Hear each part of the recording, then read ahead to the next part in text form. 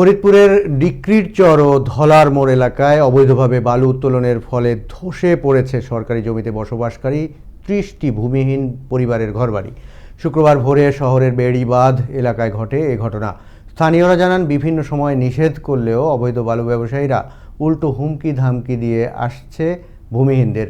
এ পর্যায়ে প্রশাসনের দ্রুত হস্তক্ষেপ কামনা করে বিক্ষোভ করেন এলাকাবাসী। এ ঘটনায় ফরিদপুর পানি উন্নয়ন বোর্ডের নির্বাহী প্রকৌশলী পার্থপ্রতিম সাহা জানান, ঘটনাস্থল পরিদর্শন করা হয়েছে এবং জরুরি ভিত্তিতে জিও ব্যাগ ফেলে ভাঙন ঠেকানোর চেষ্টা করা হবে। অভিযুক্তদের বিরুদ্ধে ব্যবস্থা নেওয়া হবে।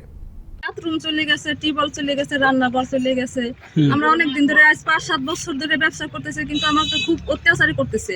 মনে করবেন এই যে ঝড় বৃষ্টি আসলে পরে বালি আমাদের ভাতের ভিতর চলে যায়, তরকারির ভিতর চলে, তারপরে আমরা কিছু বললে পরে আমাদের আজম মেয়ে আমাদের মারামারি করবে, আসে ধুমকি দামকি দেয়। মনে করলেন ১-১৫০ ফিট ডিপ করে কাটছে তলতে, কাটার পরে রাস্তাঘাট ছিল আর আমাদের বাড়িঘর ছিল, মনে করলো যে ফ্লাই মোলাই তলে, তারপরে এই যে নদীতে নেওয়ার কায়দা পাইতে আর ভাঙন লেগে গেছে।